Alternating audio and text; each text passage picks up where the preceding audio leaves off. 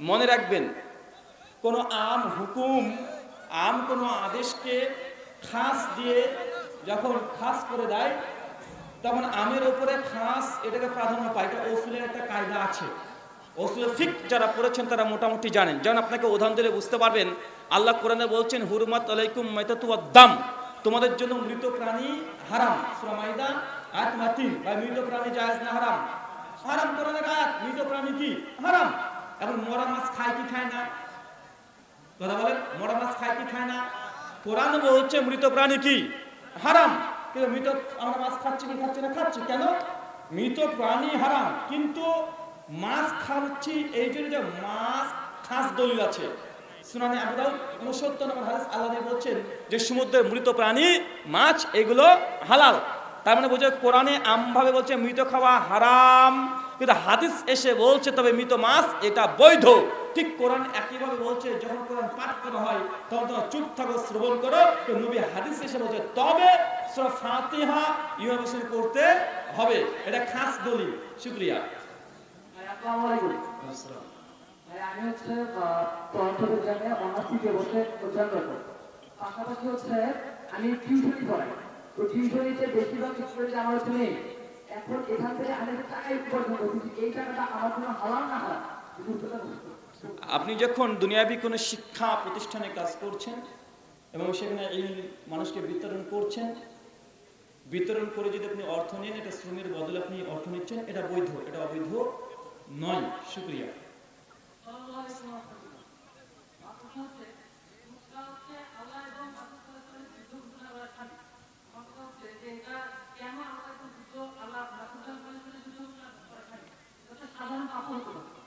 ভাইজান প্রশ্ন করছেন, সুদ খেলে আল্লাহ এবং তার রাসূলের সঙ্গে যুদ্ধ ঘোষণা এটা বলা হয়েছে। ভাইয়ের প্রশ্ন, কেন এটা না হয়ে একটা সাধারণ পাপ হতে পারতো? ভাই, সূরাতুল বাকারা সূরা 2 আয়াত 275 থেকে 279 আল্লাহ বলে, যেটা আল্লাহ বলছেন, আল্লাহ সুদকে এর ক্যাটাগরি এমন দিয়েছে যে একদম হাই লেভেলের, যে সুদ যে খেলো সে যেন আল্লাহ এবং তার রাসূলের সঙ্গে যুদ্ধ ঘোষণা বলে। এটা আল্লাহ কোরআনে বলে দিয়েছে, এটা কোরআন, এটা হাদিসের নয়। প্রথমত। দ্বিতীয়ত, কেন সুদের মাধ্যমে আপনি সাধারণ জনগণের টাকাকে আপনি আত্মসাৎ করছেন, আপনি জুলুম করছেন, এটা ছোট পাপ নয়। আপনার কাছে 10,000 টাকা নিয়েছি, আপনি বলছেন যে ভাইজান প্রত্যেক মাসে 1000 টাকা দিতে হবে, প্রত্যেক মাসে সুদ আমাকে 1000 টাকা দিতে হবে। এই যে আপনি কোনো পরিশ্রম ছাড়াই টাকার বিনিময়ে আপনি আমার কাছে 1000 টাকা করে নিচ্ছেন, এটা মানুষের অর্থকে কি করা? জুলুম করে নিয়ে নেওয়া। তার জন্য এটা ছোট পাপ নয়, এটা অনেক বড় পাপ। তার জন্য এই পাপের গুরুত্ব বুঝাতে গিয়ে আল্লাহ নবী বলে দিয়েছেন, আল্লাহ সাদা কোরআনেই বলে দিয়েছেন যেন সে আল্লাহ তার রাসূলের বিরুদ্ধে যুদ্ধ ঘোষণা করলো। শুকরিয়া। আসসালামু আলাইকুম। আমার প্রশ্ন হচ্ছে জুমার দিনে 1000 না 2000 এখানে কেমন ধর্ম কোনটি? ভাই প্রশ্ন করেছেন, জুমার দিনে একটা আজান হবে না দুটো আজান হবে? সহিহ বুখারী 915 নম্বর হাদিস, সাইদ বিন ইয়াজিদের সূত্রে হাদিস বর্ণনা আছে। তিনি বলছেন যে আল্লাহ নবীর যুগে এবং আবু বকর এর যুগে, ওমরের যুগে, ওসমান বিন আফফানের যুগের অর্ধেক পর্যন্ত একটা আজান ছিল। কয়টা আজান ছিল? একটা আজান ছিল। ওসমান বিন আফফান তিনি তার আমলে শেষের দিকে 2 আজান চালু করলেন। আপনার সবার কাছে প্রশ্ন, ভাই বলতে আল্লাহ রাসূল কয়টা আজান দিয়েছে? একটা। আবু বকর কয়টা দিয়েছে? একটা। ওমর কয়টা দিয়েছে? একটা। ওসমান বিন আফফান অর্ধেক খিলাফত পর্যন্ত কয়টা দিয়েছিলেন? একটা। আলী বিন আবি তালেব কয়টা দিয়েছে? একটা। বোঝা গেল 4 খলিফার মধ্যে 3.5 খলিফা একটা দান দিয়েছে। কয়জন খলিফা? 3.5 খলিফা। কেন? ওসমান বিন আফফান অর্ধেক খিলাফত একটাই দিয়েছে, আর আল্লাহ রাসূল তিনি একটাই দিয়েছেন। এখন বলেন তো কোনটা বেটার? ওসমান বিন আফফান তিনি নিজেও একটাও দিয়েছেন অর্ধেক পর্যন্ত, শেষের দিকে গিয়ে 2টা দিয়েছেন। তাই 4 জনের মধ্যে সবাই একমত আজান জুমার একটাই হবে, নবীও একটাই দিয়েছে, সবাই এখানে একমত। প্রশ্ন 2 এখানে আসতে পারে যে ভাইজান ওসমান বিন আফফান তিনি তো দ্বিতীয় আজান দিয়েছেন। যে উসমান যদি এক আজান দিয়ে থাকে, কিন্তু পরবর্তীতে ওসমান 2 আজান দিয়েছে, তাহলে এখন আমরা এক আজান দেব না 2 আজান দেব? আর এখন যদি আমরা এক আজান দিই তাহলে কি হবে? এটা হবে কি? শুকরিয়া। দ্বিতীয় অংশ, ওসমান বিন আফফান যে শেষের দিকে তিনি 2টা আজান দিয়েছেন, তো আমরা এখন কোনটা করব? সুনানে আবু দাউদ হাদিস 4607, সুনান তিরমিজি হাদিস 2676। আল্লাহ নবী বলছেন আমার দুনিয়া থেকে যাওয়ার পরে ইখতিলাফুন কাসীরা, তোমাদের মধ্যে দেখবে অনেক বড় বড় ইখতিলাফ, মতনৈক্য, মতভেদ। আল্লাহ তখন বলছেন ফাআলাইকুম বিসুন্নতি, তখন তোমরা আমার সুন্নাতকে আঁকড়িয়ে ধরো। মানে যখন খোলাফায়ে রাশিদিন থেকে শুরু করে যদি কোনো ইখতিলাফ যদি চলে আসে, উম্মার মধ্যে যদি ইখতিলাফ চলে আসে, নবী কি ধরতে বলেছে? ফাআলাইকুম বিসুন্নতি, সেই সময় আমার সুন্নাতকে আঁকড়ে ধরো। এখন ইখতিলাফ আছে না নাই? আযান 2 না 1 আছে। আল্লাহ কি বললেন? ইখতিলাফ হলে কি করতে হবে? ফাআলাইকুম বিসুন্নতি, আমার সুন্নাতকে আঁকড়িয়ে ধরো। তো আল্লাহর সুন্নাত কয়টা? একটা না দুইটা? একটা। তো একটা আযানকে আঁকড়িয়ে ধরেন।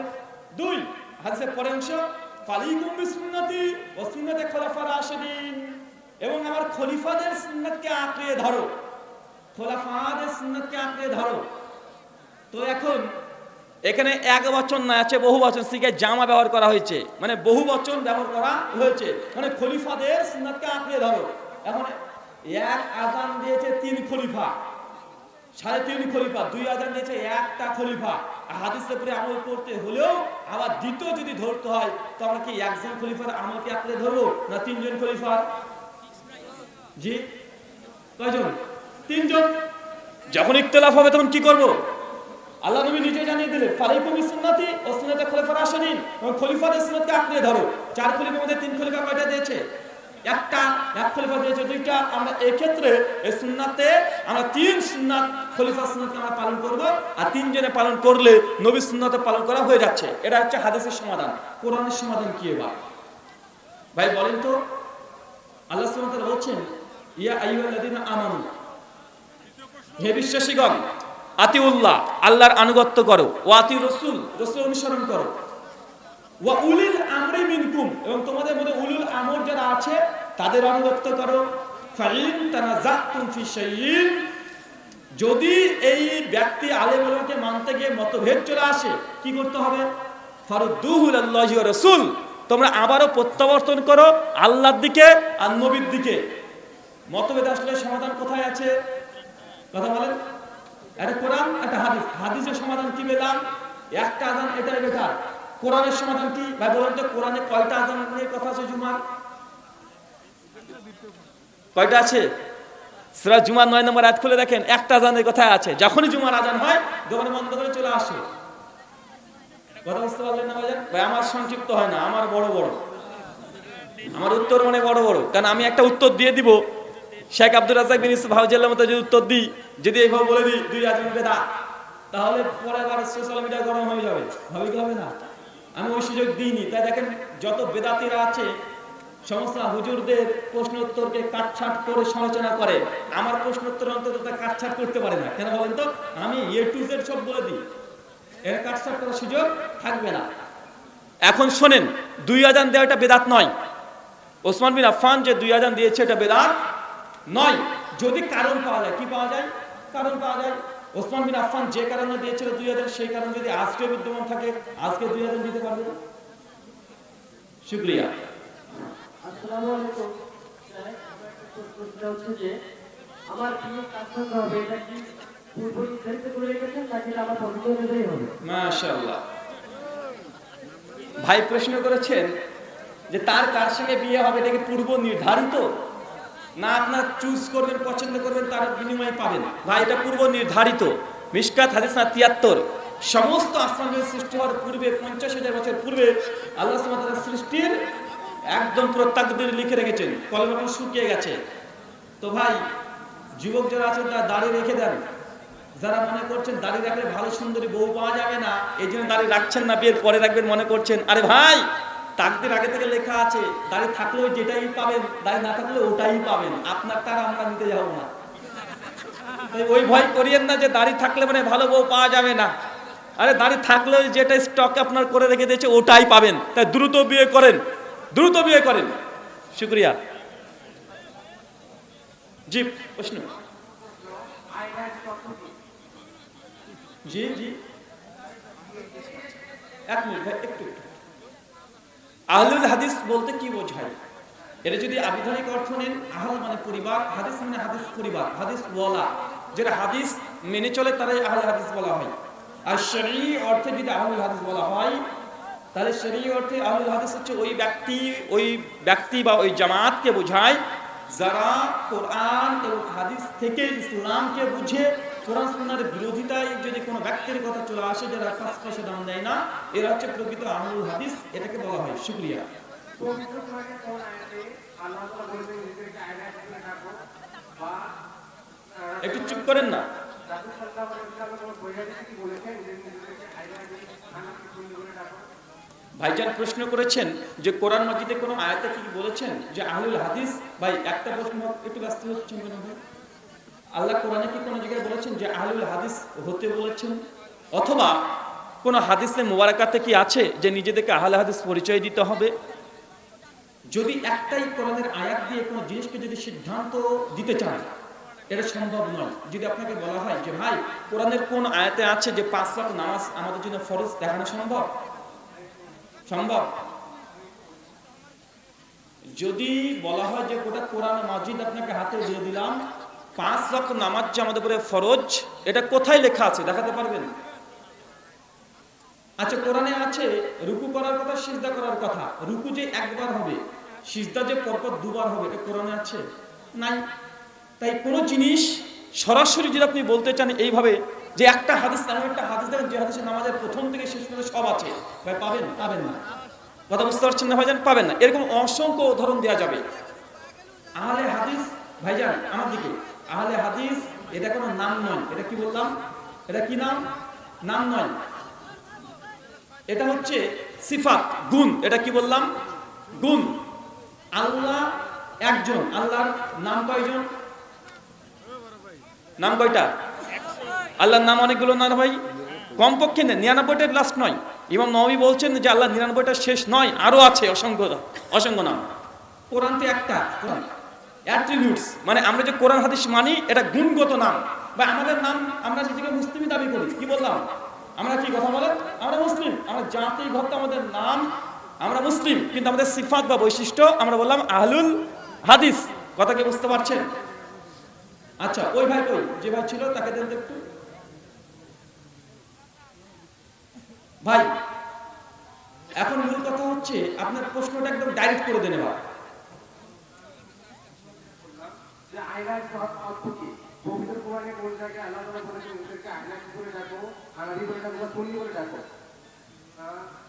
নবী সাল্লাল্লাহু আলাইহি ওয়াসাল্লাম কোন বইয়াতে কি বলেছেন নিজেকে আয়নায় করে রাখো, বাংলাদেশে হানাফি করে রাখো? ভাই উত্তর দিয়ে দিচ্ছি, উত্তর দিয়ে দিচ্ছি। উত্তর কি বুঝতে পেরেছেন? আমি এখানে হচ্ছে একটা থেকে বাদ আলাদা বলতে তোমরা সবাই আল্লাহর উপরে সব ভালো ঠিক নয়। আর হচ্ছে পুরা আমি একটা থেকে বাদ আলাদা বলতে নিশ্চয় এটা কি এবং অনেক জব হয়ে গেছে তাদের সম্পর্ক নেই। ভাই জি শুকরিয়া ভাই, আমি বুঝে নিয়েছি। আল্লাহ কোরআনে বলেছেন সূরা আলে ইমরান 103 নম্বর আয়াত, ওয়া তাসিমু বিহাবলিল্লাহি জামিআন ওয়া লা তাফাররাকু, তোমরা আল্লাহর রজ্জুকে আঁকড়ে ধরো, পরস্পর বিচ্ছিন্ন হয়ো না। বা আল্লাহর রজ্জু কোনটা? কোরআন। আল্লাহর রজ্জু কি হাদিস নয়? হাদিসও। তা আল্লাহ বলছেন যে তোমরা আল্লাহর রজ্জুকে আঁকড়ে ধরো, পরস্পর বিচ্ছিন্ন হয়ো না। তার মানে আল্লাহ বলছেন কোরআন হাদিসকে পরস্পর আঁকড়ে ধরো, পরস্পর বিচ্ছিন্ন হয়ো না। তো ভাই আমরা সেটাই তো বলছি, আহলুল হাদিস মানে আমরা কোরআন হাদিসকে আমরা আঁকড়ে ধরছি। তো আঁকড়ে ধরার জায়গাটা কোরআন হাদিস। কি আঁকড়ে ধরতে হবে? কোরআন হাদিস। দল তখনই হবে যখন কোরআন হাদিসকে ত্যাগ করে বেরিয়ে যাবে, অন্য কিছুকে আঁকড়ে ধরবে, তখন হবে মূল দল থেকে ছিটকে যাওয়া। কথা বুঝতে পারলেন না ভাইজান? বিচ্ছিন্ন হও না। বিচ্ছিন্ন কি থেকে? কোরআন হাদিস থেকে। তো আমরা আহলুল হাদিস সাথে কোরআন হাদিস লাগতে যাচ্ছি। তা আমাদের মূলত আমরা বিচ্ছিন্ন হচ্ছি না, আমাদের থেকেই হানাফি, শাফি, মালিকি, হাম্বলি, দেওবন্দি, বেলবি তারা বিচ্ছিন্ন হয়েছে। কেউ কোরআনের এই অংশটা মানছে, কেউ হাদিসের ওইটা মানছে। তো আমাদের মূল জায়গা কি? কোরআন হাদিস। তবে আমরা তো সেটাই বলছি, তা আমরা তো বিচ্ছিন্ন হইনি। যারা হানাফি, শাফি, মালিকি, হাম্বলি বলছেন তারা বিচ্ছিন্ন হয়েছে, আমরা বিচ্ছিন্ন হইনি। আমাদের দাবি পৃথিবীতে যে কোনো মানুষের বিরুদ্ধে যদি কোন আয়াত চলে যায়, আমরা সে ব্যক্তিকে মানবো না, আমরা কোরআন হাদিসই মানবো। তবে আমরা মূল জায়গাতে আছে না নাই? মূল জায়গাতে আমরা মূলে আমরা বসে আছি। মূল জায়গায় কারা বসে আছে? আমরা বসে আছি। বিচ্ছিন্ন তারা হচ্ছে যারা বলছে আমাদের মাযহাবের খিলাফে হাদিস, ওদের হাদিসটা আমরা মানবো না, এরা বিচ্ছিন্ন হয়েছে। একটা পরিষ্কার কথা দিয়েই আজকের আলোচনা শেষ করব। হানাফি মাযহাবের বিখ্যাত একটা গ্রন্থ আছে তাকরিরে তিরমিজি।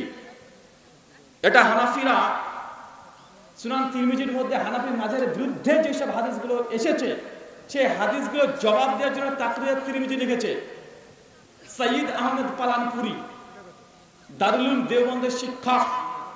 এই তাকরিয়াত তিরমিজির 36 নম্বর পৃষ্ঠায় তিনি বলছেন একটা মাসালা প্রসঙ্গে, খিয়ারে মজলিস প্রসঙ্গে আলোচনা করতে গিয়ে প্রসঙ্গ হচ্ছে এইটা যে খিয়ারে মজলিসকে পাবে কে পাবে না।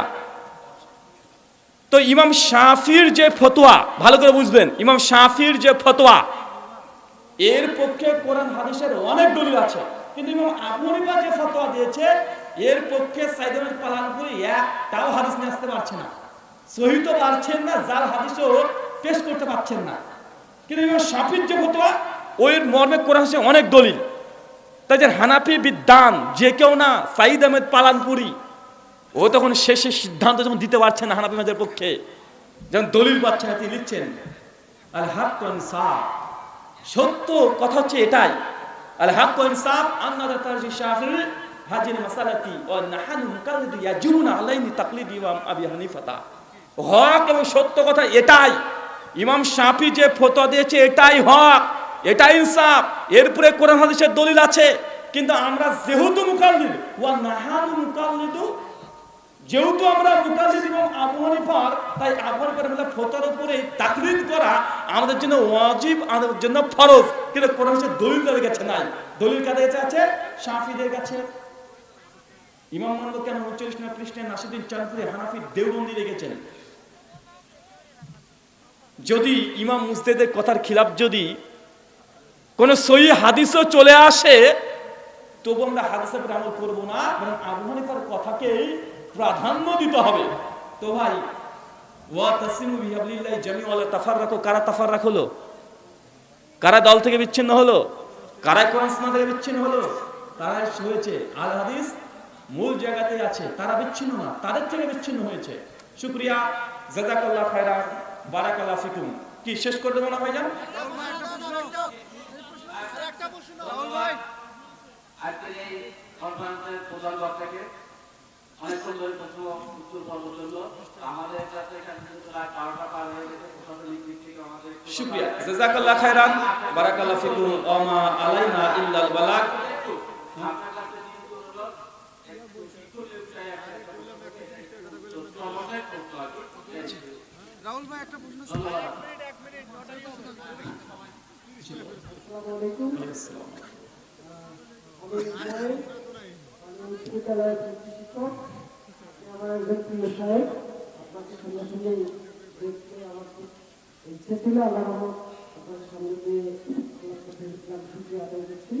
তবে আমার একজন স্টুডেন্ট জিজ্ঞেস করেছিল, আমি নামাজ পড়ি, বাইরে গেলে স্যার আমি বিভিন্ন জায়গায় পানি পাই না, বা পানি যদি পাই তাহলে দেখা যাচ্ছে যে ওই পানিটা আমার মুখে দিতে, অজু করতে হলে আমার মুখে দিতে হবে, চুরি করতে হবে। সেটা আমার মানে সংকট বোধ হয়, বা একটু ঘৃণা লাগে, বা একটু ওইটা দুর্গন্ধ এরকম মনে হয়। এই ক্ষেত্রে আমি ওই পানি দিয়ে অজু করবো, তাড়াতাড়ি করে অজু করে নেবো। পানিটা কে দেয় বললেন? দুর্গন্ধযুক্ত মানে পানিটা আমার মুখে দিতে কুলি করতে একটু অসুবিধা মনে হয়। এই ক্ষেত্রে আমি ওই পানি দিয়ে অজু করবো নাকি তাড়াতাড়ি করবো? প্রথমত অজু করার জন্য পানি পবিত্র হওয়া শর্ত। কি বললাম? পানি পবিত্র হওয়া শর্ত। কোনো নাপাক বস্তু যেন না থাকে। নাপাক কোনো পানির মধ্যে যদি অপবিত্র কোনো জিনিস পড়ার কারণে পানির যদি রং যদি পরিবর্তন হয় এবং পানির যদি টেস্ট স্বাদ পরিবর্তন হয়ে যায়, ফিকার মধ্যে অনেকগুলো শর্ত দেওয়া হয়েছে একটা পানি কখনো অপবিত্র হয়। কথা বুঝতে পারছেন? ধরেন একটা নদীর মধ্যে একটা ইঁদুর পড়েছে, দূরে দেখতেছেন ইঁদুর আছে, পড়ছে। এই ইঁদুর পড়ার কারণে এই নদীর পানির রঙ পরিবর্তন হয়নি, এর গন্ধ পরিবর্তন হয়নি। অতএব এই স্রোতযুক্ত এই নদীর পানি যদি থাকে সেটা পবিত্রই। কথা বুঝতে পারছেন? সেটা পবিত্রই।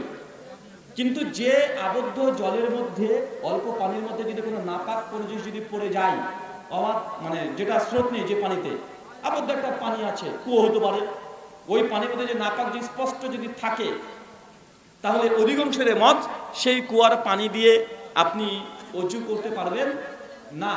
তৃতীয়, রং যদি পরিবর্তন হয়ে যায়, পানির গন্ধ যদি পরিবর্তন হয়ে যায়, তাহলে তো যাবেই না। এই তিনটে মত। এখন আপনার যে পানিটা ব্যবহার করছেন কোনটার সঙ্গে সাদৃশ্য আসছে সেটার উপরে ভিত্তি করেই আপনি নিজে বুঝতে পারবেন। শুকরিয়া, জাযাকাল্লাহ খাইরান, বারাকাল্লাহ ফিকুম, ওমা আলাইনা ইল্লাল বালাগ, সুবহানাকাল্লাহুম্মা ওয়া বিহামদিকা, আশহাদু আল্লা ইলাহা ইল্লা আনতা আস্তাগফিরুকা ওয়া আতুবু ইলাইক। আসসালামু আলাইকুম ওয়া রাহমাতুল্লাহ। যারা বই নিতে যাচ্ছেন স্টেজের বাঁ দিকে পেয়ে যাবেন। শুকরিয়া।